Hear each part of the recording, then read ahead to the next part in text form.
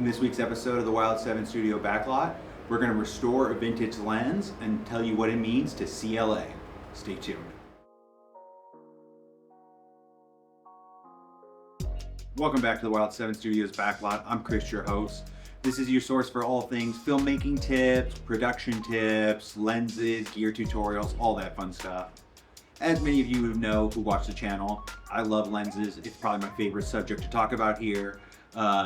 One of my favorite things in general, probably my favorite piece of filmmaking equipment is lenses. It's what we watch every film through, unless it's an animation or some kind of CGI created film. Everything is shot through a camera and with lenses. And the lenses matter more than the camera does. They really do. Lenses really kind of are the eye to the audience. So it's a really important thing to know your lenses, to understand your lenses, and to get good lenses. Me personally, I'm a fan of mixing vintage lenses with modern cinema sensors. It's the look I like, it's just the style I like. A lot of people are into it. Greg Fraser, the cinematographer who shot Dune and The Batman, amongst a bunch of other great films, he's a fan of mixing old lenses and modern sensors. In Dune and The Batman, if you've seen any of my previous ones, I've talked about it before, he's a fan of using the Helios.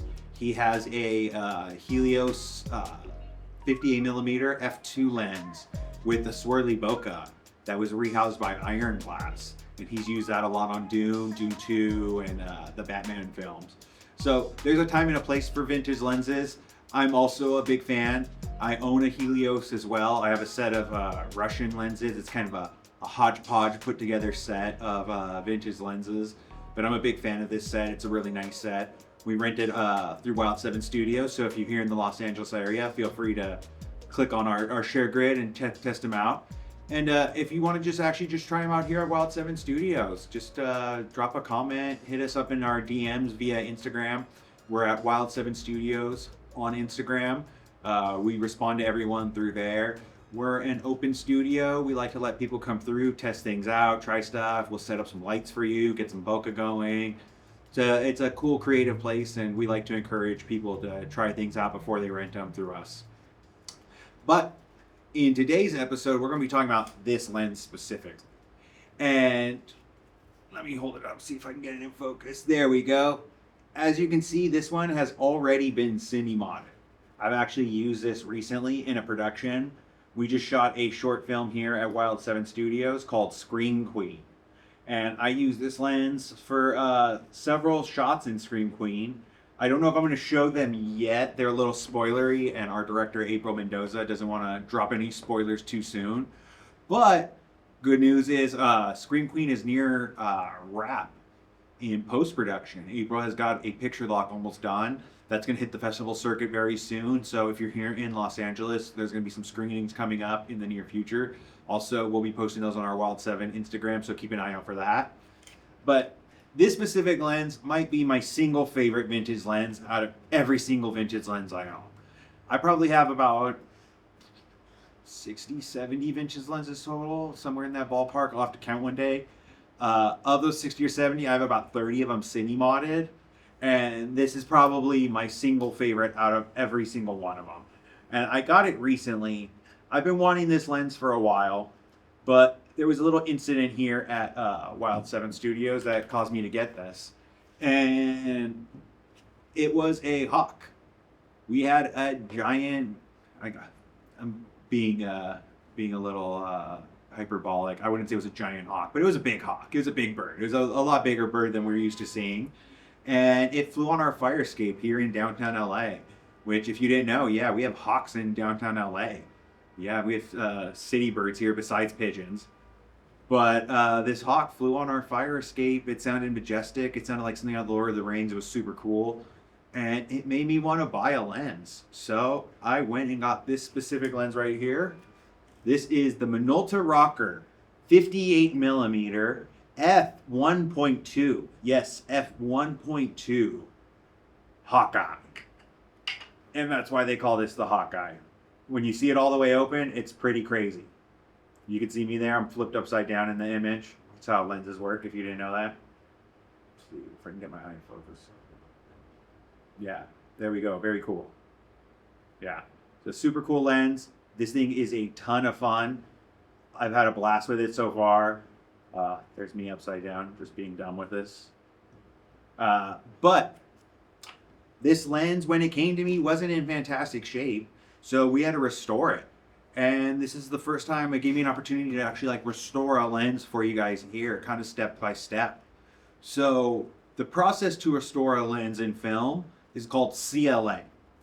And I'm going to go over what a CLA is and what a CLA isn't. And to begin, CLA stands for Clean, Lubricate, and Adjust. So, what does it mean by clean? What they mean by clean is they're going to go through and actually clean down the pieces of glass in the lens. Now, a lot of pieces of lens have multiple pieces of glass. You have what's the outer piece of glass, and you have corrective pieces, you have concave pieces that are there for chromatic aberration, and so on, and then you have your final back optic. When they clean the lens, what they're going to do is take it apart, and depending on the lens and the technician, whoever it is, they're going to try to take as many of those pieces of glass apart and clean them as thoroughly as possible. Sometimes they can get fungus and haze out of a lens. Sometimes they can't. Some places will tell you that they won't even do it because if you have fungus, it can spread to other lenses, so they just won't allow that lens to come into their facility. Lucky enough, this lens didn't have any fungus, so it was able to be cleaned, and they did an excellent job with that. And that brings us to part number 2, and that is lubricate. So the lubricate was actually the main reason I needed to bring this lens in there.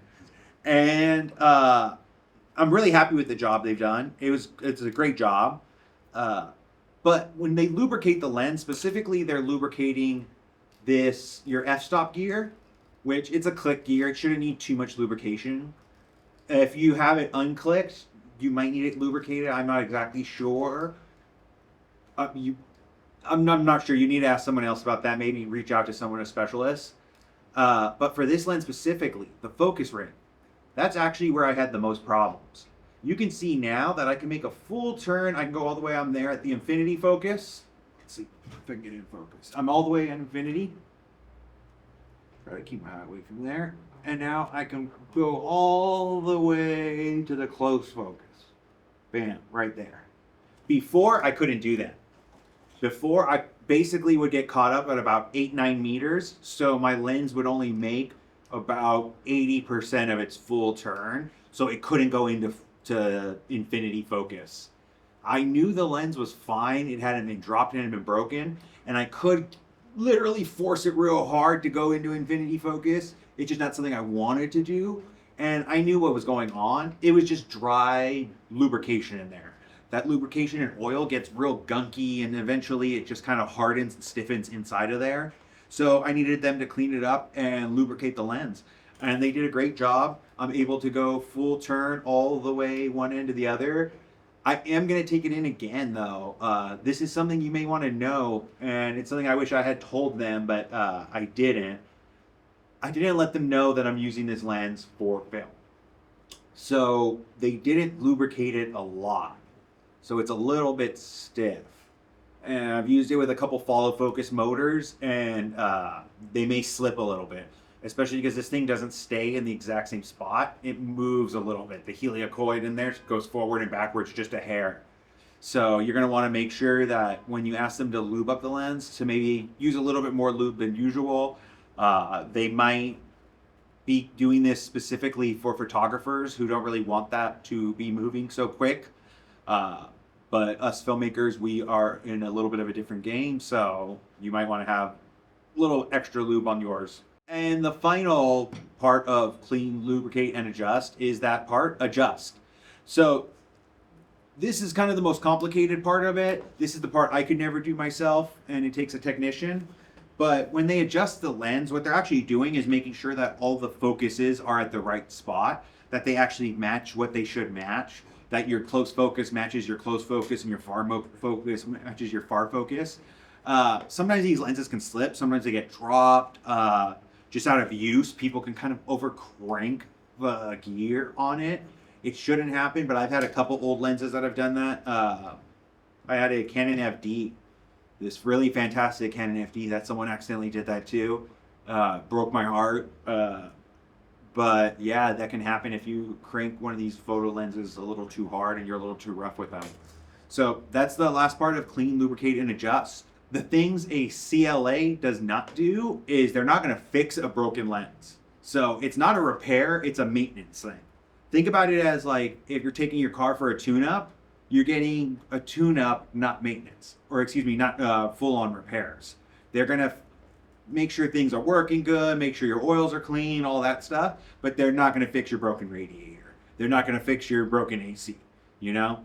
Same thing with the CLA. If you have a chip in the glass, they can't fix that. They're just not going to. It's going to be too expensive. You're going to have to go to a professional or someone else for that. If it's a vintage photo lens, you pretty much just going to need a new lens. They're almost impossible to fix, especially if the glass is broken.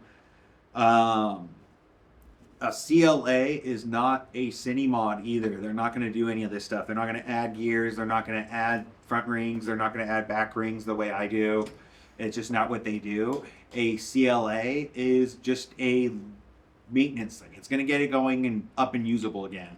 When I first got this lens, it was not usable.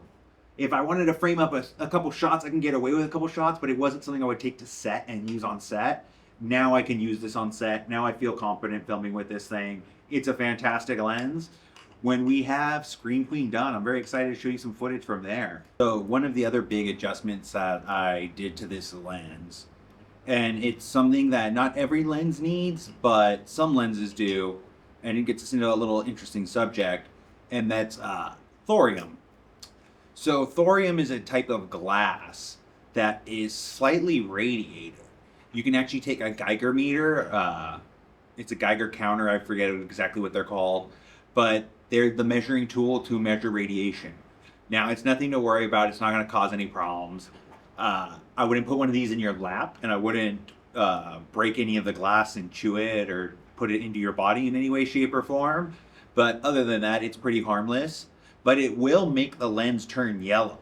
And this lens had a really noticeable yellow tint. So I'm going to shoot a before and after of a color card, which I already shot the before, and I'm going to shoot the after right now. But what I did was a little process called a UV cleanup. And this thorium glass turns yellow, and what you can do is use UV light to kind of de-yellow the lens.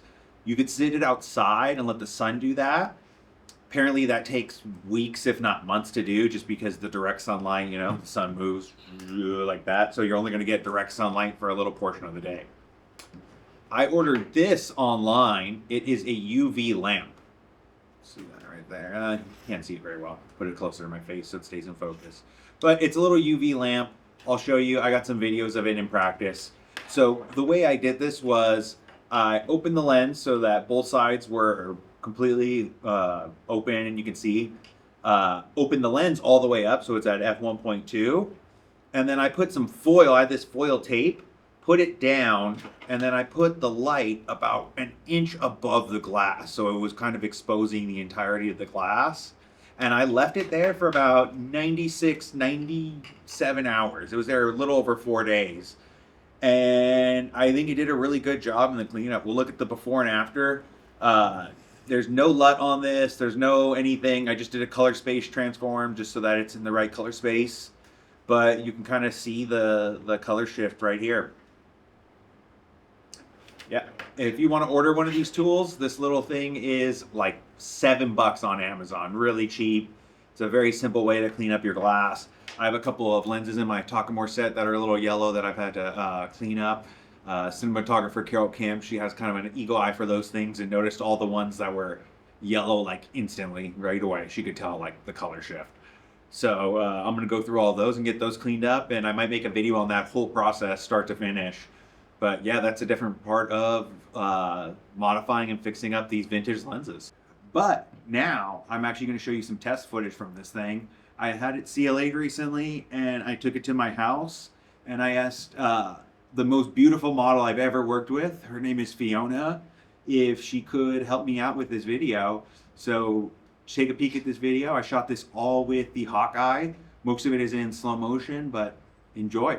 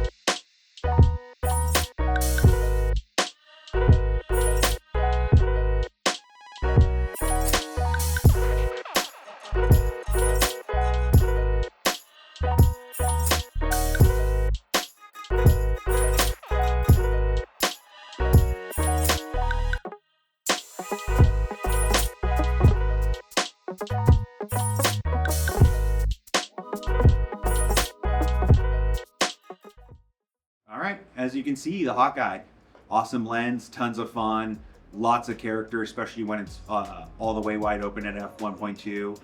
Super, super cool lens. Really huge fan.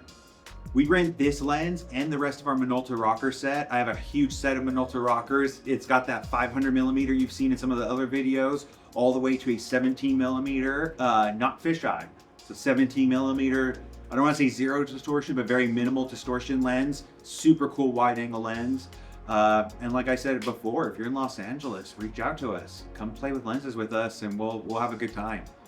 But for all of us from the Wild 7 Studios Backlot, do us a favor, hit that subscribe button down below.